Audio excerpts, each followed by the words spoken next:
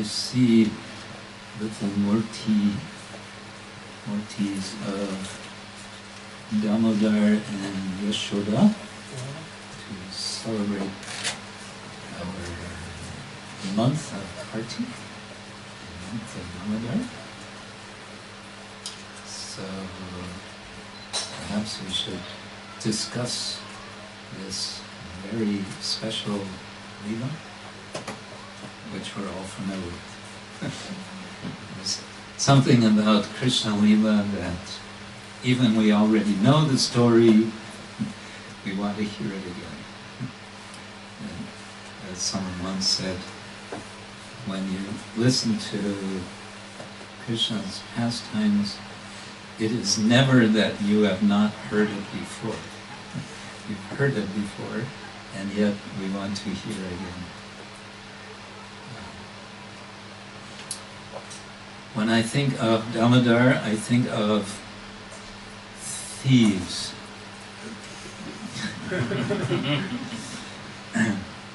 Srila Prabhupada explains, of course, that where does this stealing propensity come from? I think he uses the word propensity.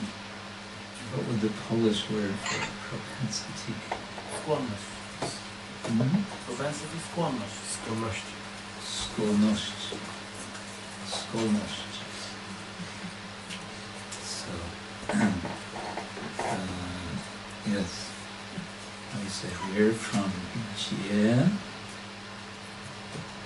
From. Where from is skłonność. In Polish? Skąd pochodzą skłonności? Skąd? Pochodzą. Pochodzą. Pochodzą. Pochodzą. From where? It's coming from. Pochodzą. Skąd? Skąd is from where? Skłonność. Pochodzą is coming from. Okay. Skłonności. See, I didn't know you were going to give me a Polish lesson. I'm thinking, actually, why bother go to Poland? There's some Polish already. It's about 11 Poland. Yeah, there's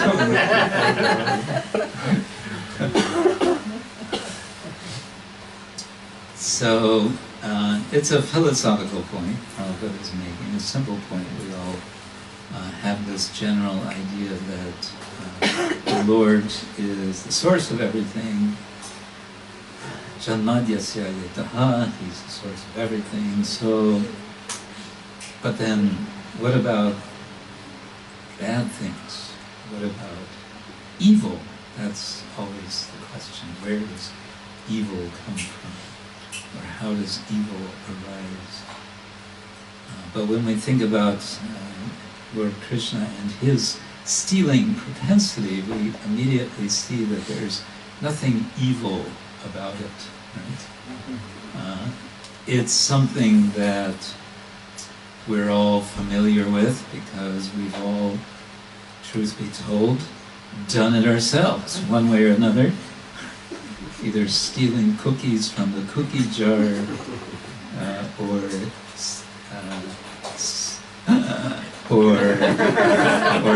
stealing pennies from the piggy bank. He knows a lot about this. Or stealing more than pennies. But of course, Krishna is, we sort of want to put quotation marks around the word stealing when we speak of Krishna's stealing. We want to say it's so-called stealing. It's not really stealing. It's something else. But then again, if Krishna is the original thief, he's the Adi thief. Adi Chor. Adi Chor. Adi Chor, yes, he's the Adi Chor. Then we can reflect about not just that he is stealing milk products, and so we understand that he is not a vegan,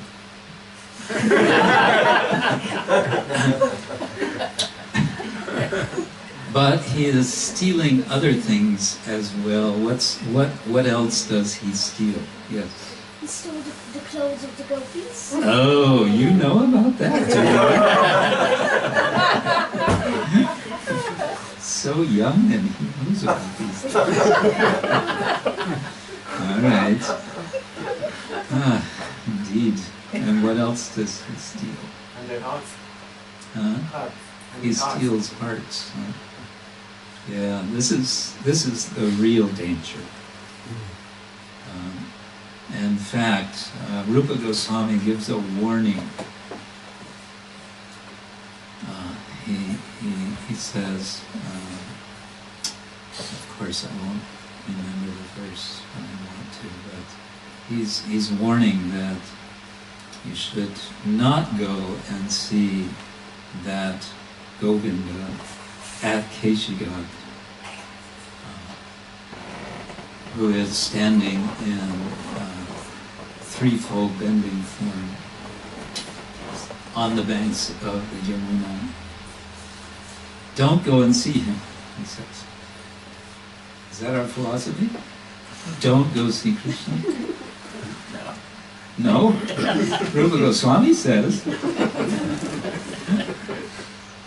He says, then you may ask, so why not go to see Krishna? Because if you go to see him, then you will give up all your attachments in this world. No, then I won't go see him.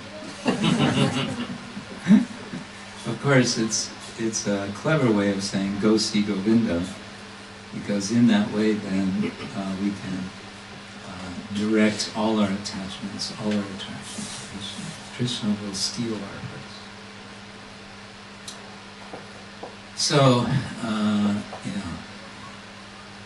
so he's doing a lot of theft, and yet, let's think about it philosophically. Who is the Supreme Personality of Godhead? What qualifies someone to be the Supreme Personality of Godhead? We have a definition of God that Srila Prabhupada would quote from the Vishnu Purana, that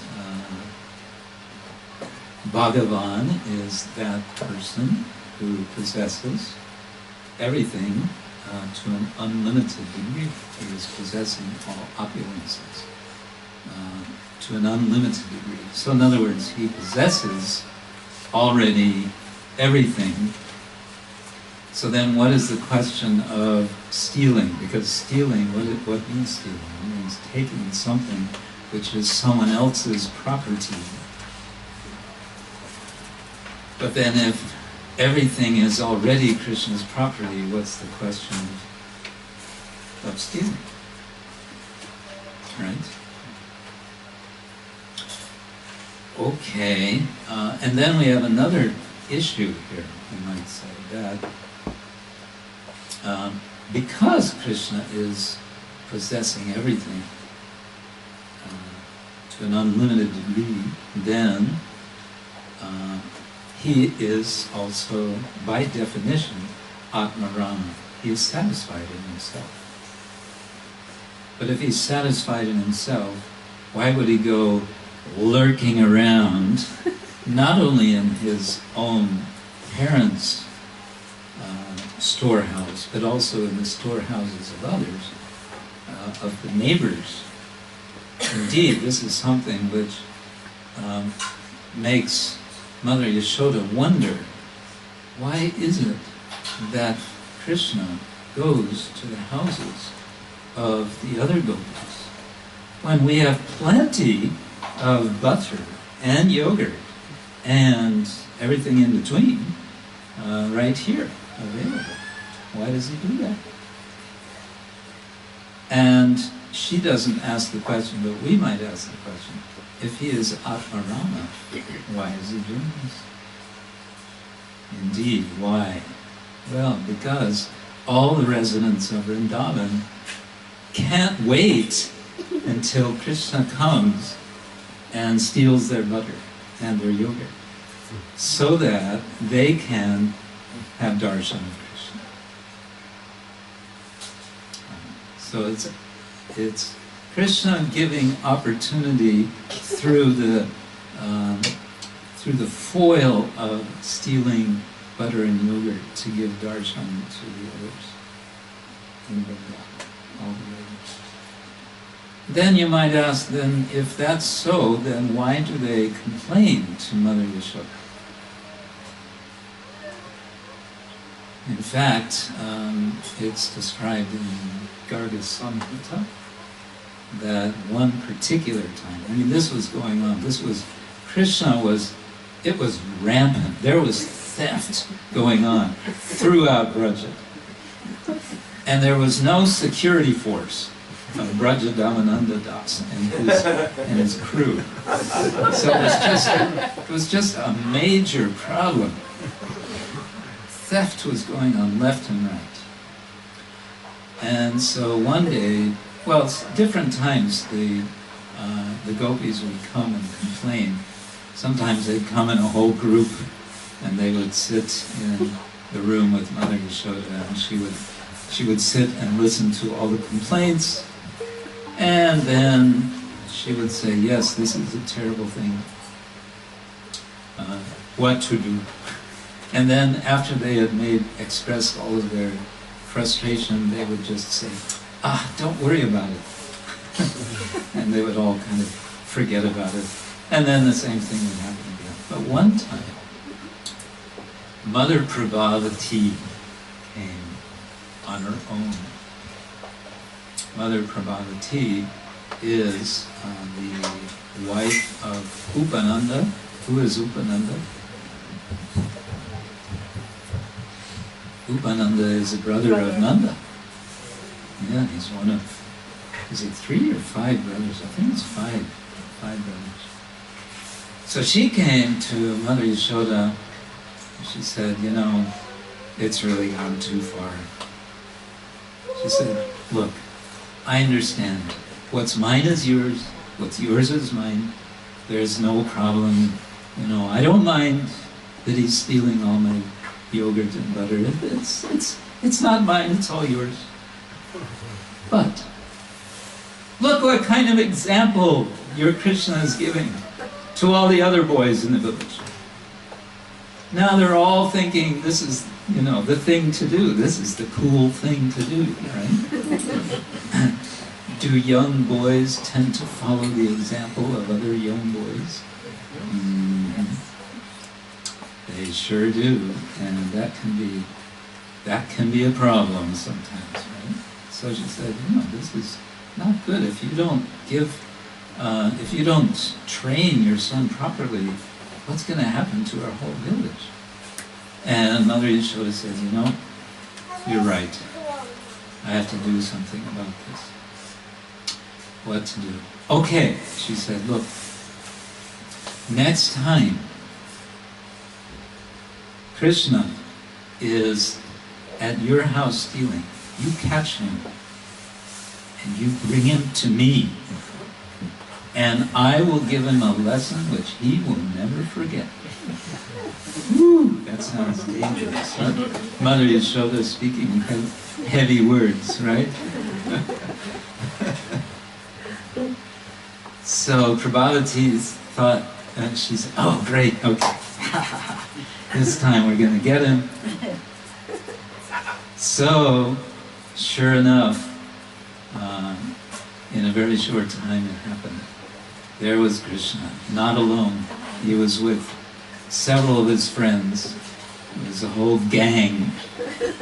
And they were organized. You know, they'd had a lot of practice. So they knew what to do. But this time they were surprised because they found that everything, all the valuables, all the treasures, the milk, the yogurt, the butter, it was all hanging in pots, way above, out of reach.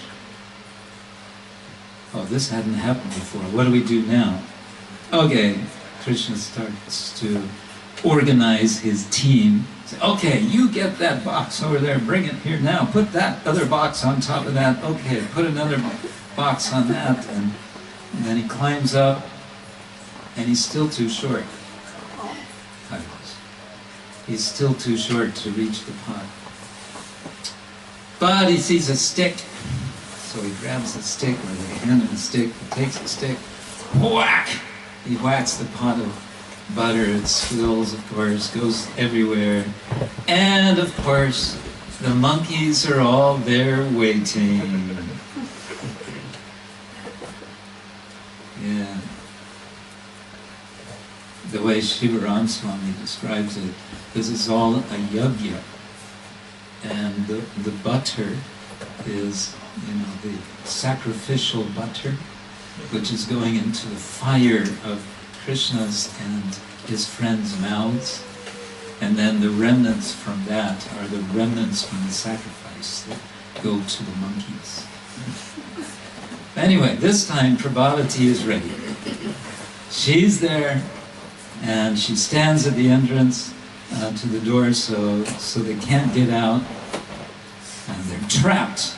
But some of the boys, they escape anyway. They slip underneath her and they run out. But as soon as Krishna tries to run through, she grabs him.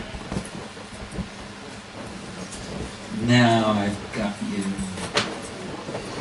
And then she takes little Krishna and she drags him. She has to drag him because he knows what's going to happen. He's going to be taken before his mother. And there's going to be big trouble. So Krishna is crying. He's making a whole little river of his tears in the little trough that's created by the dragging of his feet.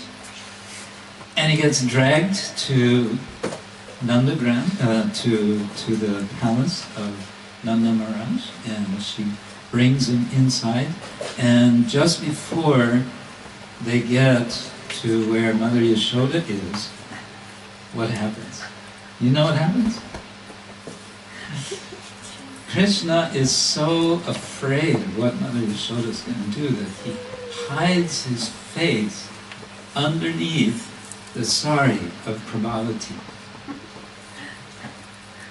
So then they come to Mother Yashoda and Prabhavati reports. She gives a full police report about all that has happened in all detail. Thank you. In all detail. And Krishna is underneath her sari, sniffling.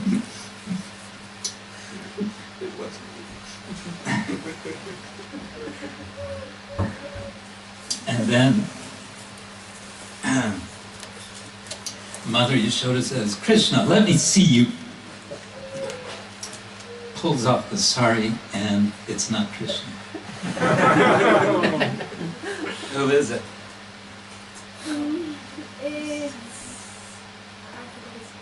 Madhumanka. No, it's not Madhumanka. Girl? It's her son. No, it's not a girl. It's her son. It's Prabhavati's son, Kandava.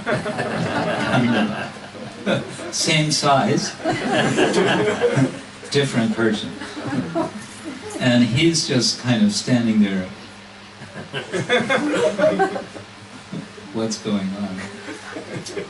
Prabhavati is totally embarrassed. Mother Yashoda is kind of looking quizzically like, why are you bringing your son to me? What's all this about? And so Prabhavati turns around with her son, dragging her son back with her, scolding her son. We're getting animation. It's brilliant.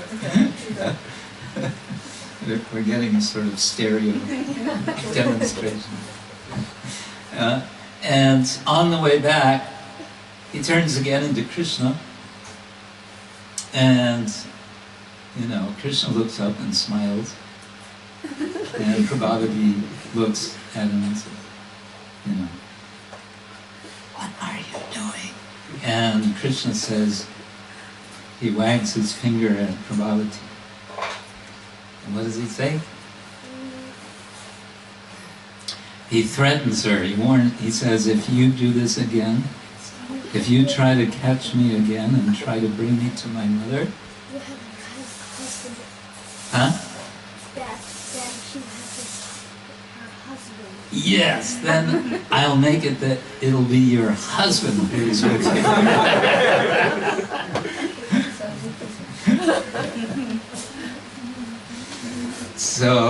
So then, she became very fearful and never again let she do that. But the word got out all over Nandagram, all over Raja. Don't mess with Krishna. If he's stealing your butter and yogurt, just let him do it, because otherwise you could get in big trouble. Yeah. So this is all going on, but what else is going on, of course, is this relation between Krishna and Mother Yashoda. And this relation is, as we know, very sweet, and it's very strong. And any of you who are mothers, and also any of you who are fathers, who are many of you, know about this relationship of Vatsalya as the relation of parents to children. So Yashoda is the parent. Actually, according to our acharyas, she really is the mother of Krishna.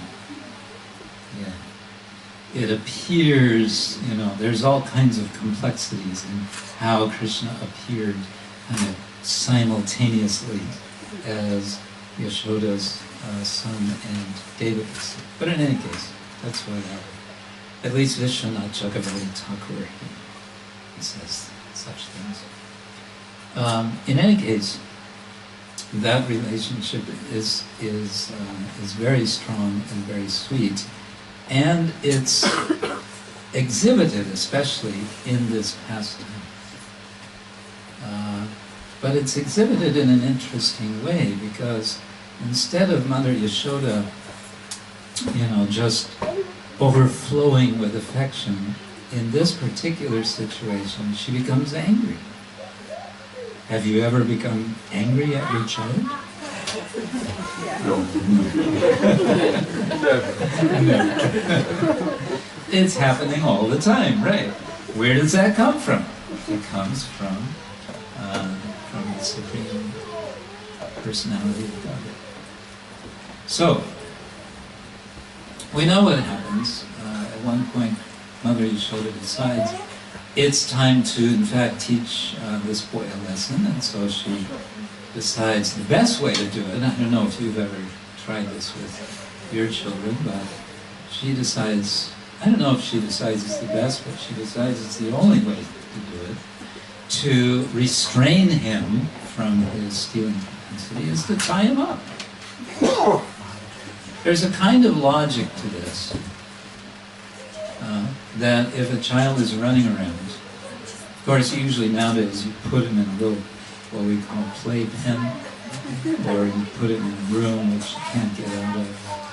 But somehow or other she decided that the solution was to tie him up. Some people might say, well, this sounds to me a little like child abuse.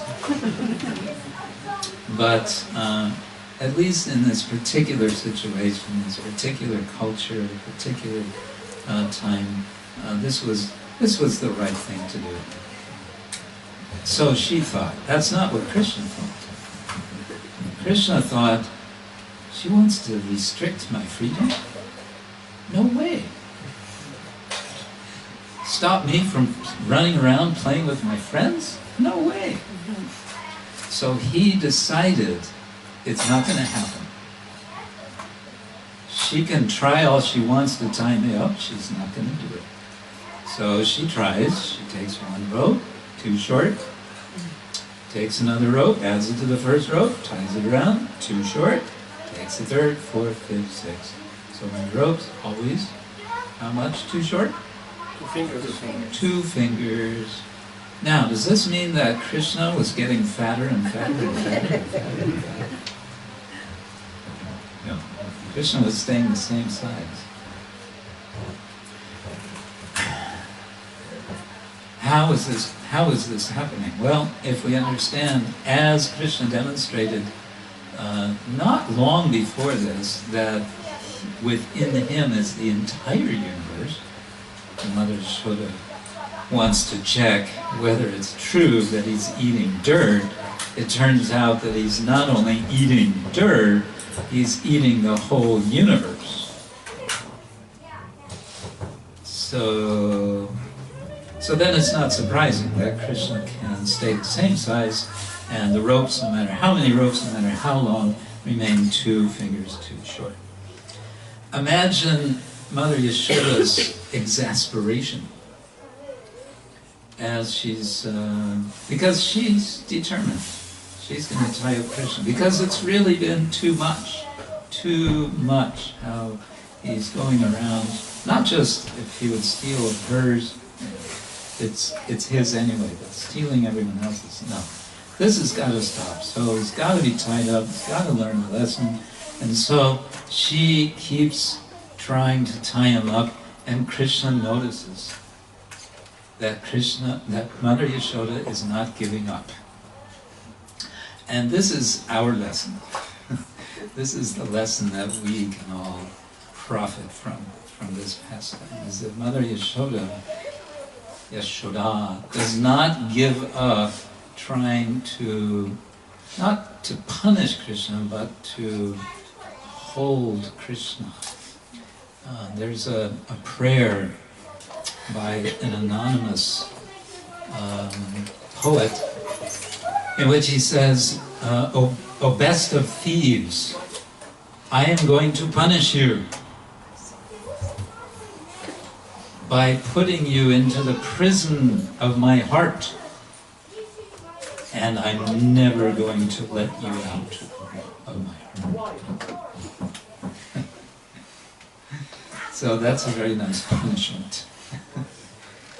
So this is Mother Yashoda's mood, and Krishna notices this.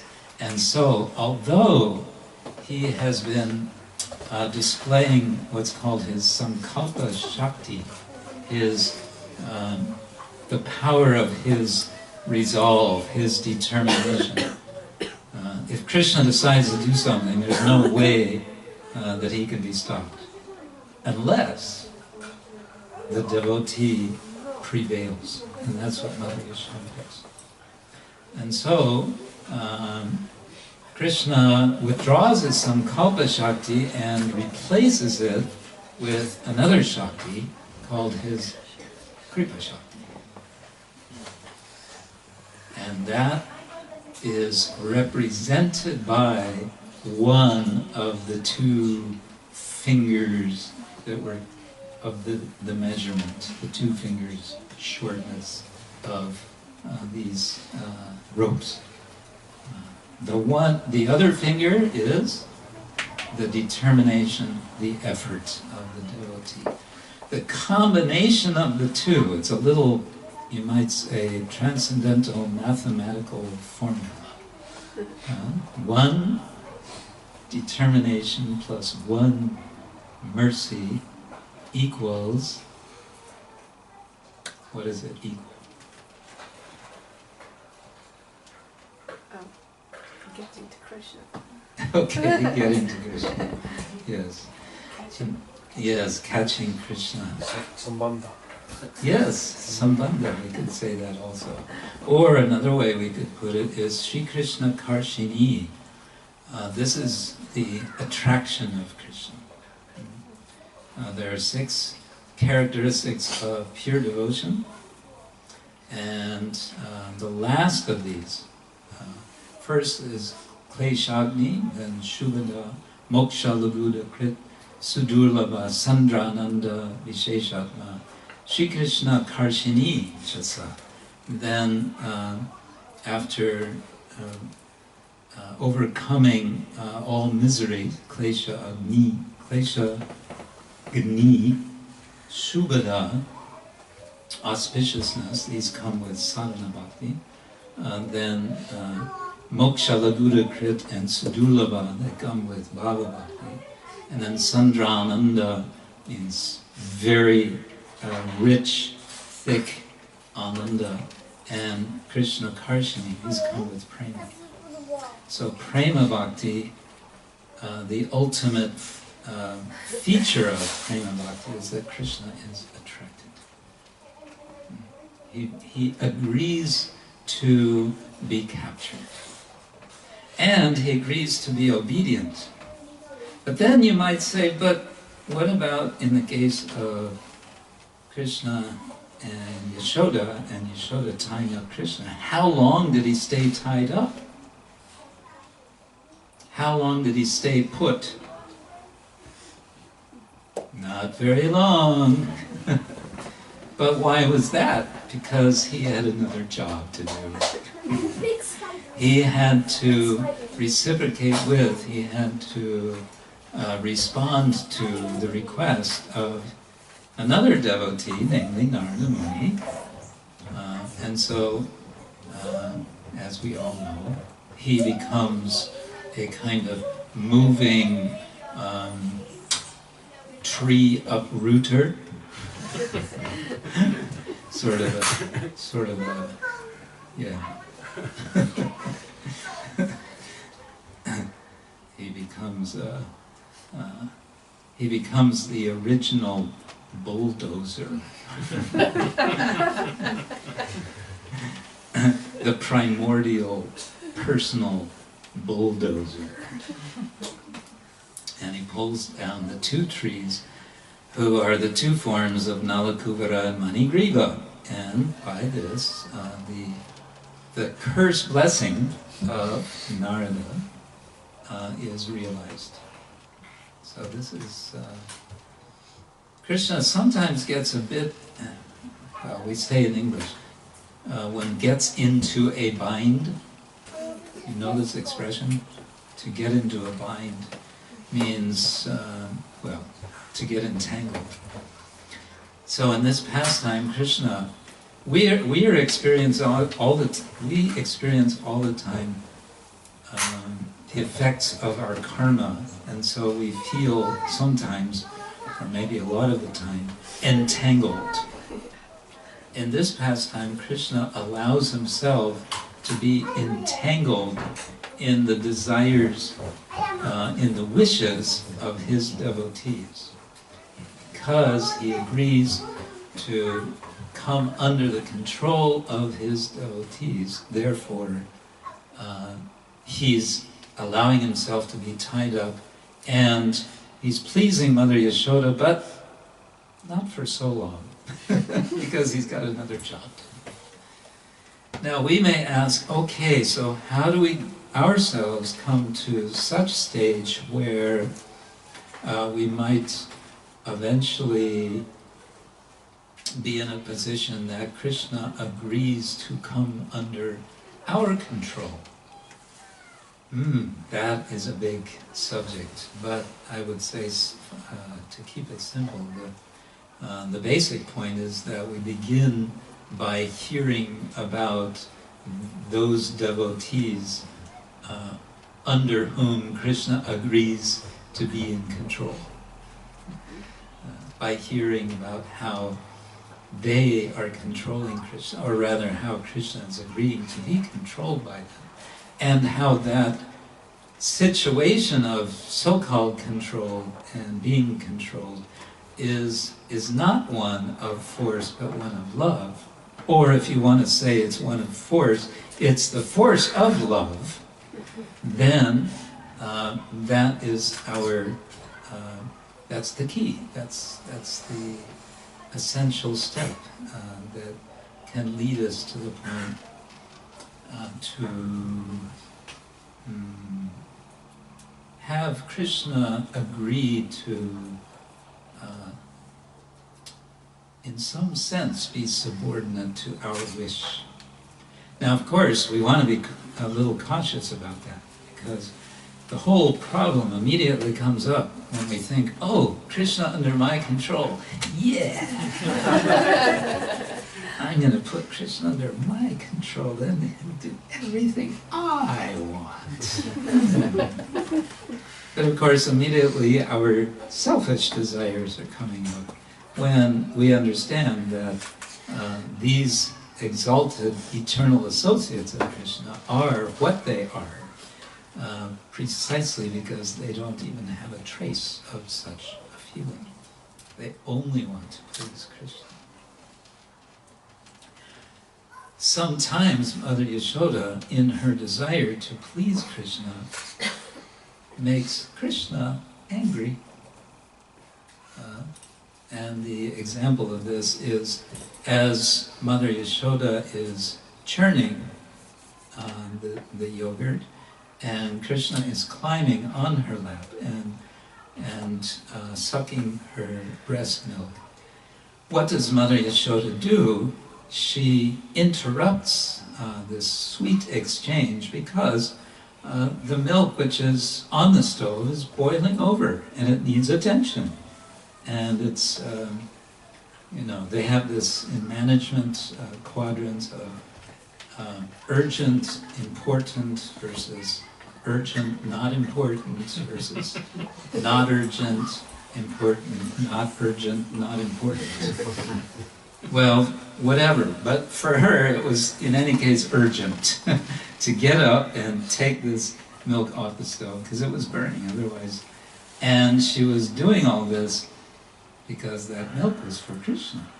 It was to please Krishna. But was Krishna pleased? No. That's when he went on a little bit of a tantrum, a silent tantrum. He took the pot that she had been working on, churning, and she smashed it. He smashed it right then and there, and then he tracked his feet through it and ran into the house, and he started stealing butter. And Mother Yashoda could recognize from the footprints who was the culprit. What was her first reaction when she saw this? You know? It's stick in his. No, that came later. No, her first reaction was to smile. She was charmed by these little footprints, yogurt footprints. So that's an image of baby Krishna and his yogurt footprints that we can imprint on our minds, and not just in our minds, but in our hearts. Especially this month, but throughout the year, as we remember the sweet relation of Krishna and Mother Yashoda, and also as we remember the sweet relation between Krishna and Radha, because at the end of the Damodarashtaka, it glorifies Radha Damodar. And you may wonder, what does Radha have to do with Damodar? Actually, Radha has everything to do with Damodar, but it's explained it's a different Damodar. Same and different. It's Damodar when he's older, and he becomes Damodar in effect again by a glance of Srimati Radharani. At one point, she throws a heavy glance at Krishna that is so heavy that he's completely stunned and frozen in place.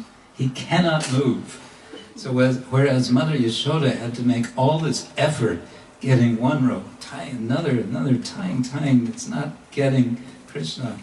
For Srimati Radharani, all it took was one heavy glance.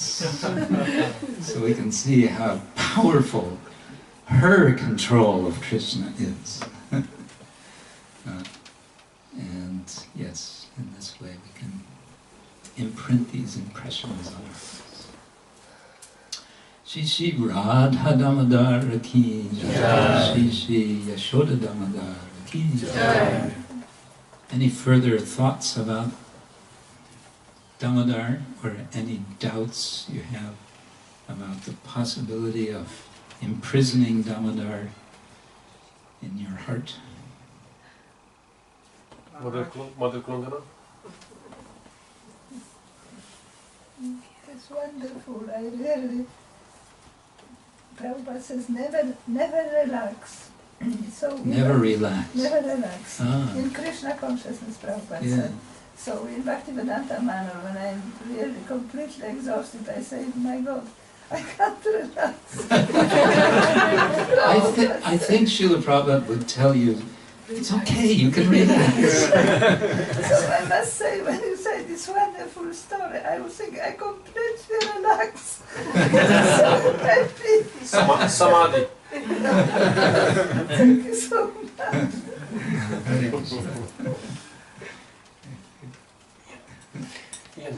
Last question. Yeah, Maharaj. I was just wondering if there was similar pastimes with Nanda Maharaj, because he's the king, he's also his father, so he's a position of authority. Yeah, Oh, it's okay. interesting that he seems to be mainly in the background, isn't it? I can't say anything authoritative, but my impression is that he's always kind of, he's more inclined to indulge Krishna. He's not so much into correcting Krishna. He's more into indulging him. He doesn't seem to see any fault at all in Krishna. I mean, I don't know. I don't remember reading of any time when Nanda Maharaj was, what are you doing? And in fact, when Nanda Maharaj is preparing with his brothers and his colleagues, the other coward men, the yagya, the Indra yagya, and Krishna comes and says, "Daddy, what is this all about?" And he explains, we do this every year, we do this to please Indra, etc., etc. And then Krishna gives his very tongue-in-cheek sort of quasi-karma mimamsa argument why it's really not necessary. And then Nanda doesn't disagree, he just says, all right, well then, yes, okay, let's do what you want. He's completely, agreeable to everything. And yet, in that case, to speak about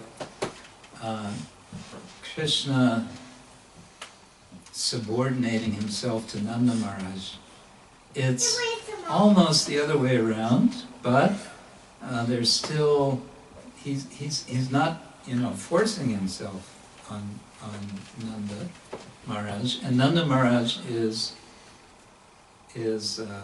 of course, you could say submitting to Krishna, but on the other hand, in the end, it's Nanda Maharaj's desire. Yes, let's do what Krishna wants. He's just so sweet. Yes, why not? And then Krishna, yes, let's do it. So it's a kind of mutual wanting to please each other, I guess you could say. Yes.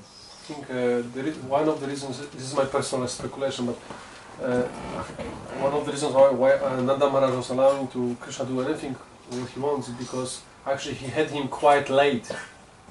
So he was just pleased, can you imagine you, let's say you're 40 or whatever, 50, and you have a child, you just do, you're going to have to let him do whatever he wants. You'll be more like a grandfather than a father. If you look on all the images, Nanda Maharaj is always appear like with the big belly and the beard.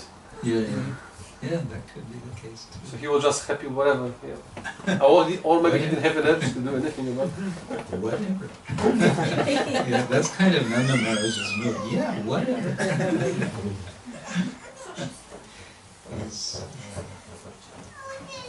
He seems to be, as you said, portly. He's a little bit, he's got a bit of a, so he's kind of well-fed and kind of satisfied. For him, everything's very nice. So for him, it's all yeah, Krishna, why not? But when Krishna leaves Vrindavan, oh, then the acharyas, I think again it's Vishwanath Chakravarti describes that when Krishna leaves Vrindavan, goes to Mathura, then basically Vraja shuts down and everything becomes, the palace of Nanda Maharaj becomes filled with dust and cobwebs. Because everyone just becomes kind of frozen in place. They can't do anything, they can't think anything, they can't, yeah, everything shuts down. Just, there's no more market, there's no more, yeah, you wonder how the cows were taken care of. But anyway, it was a situation of sort of mass stunning, you know. To be stunned is one of the 8 types of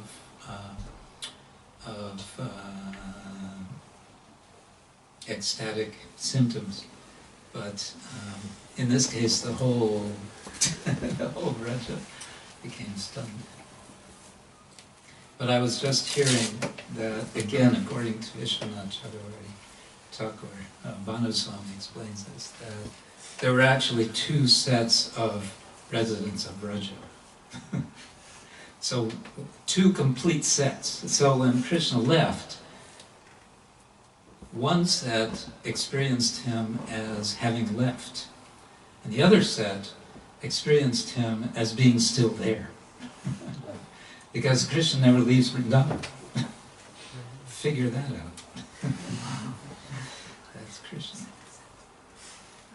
This is, yes, Krishna will keep us wondering in this way.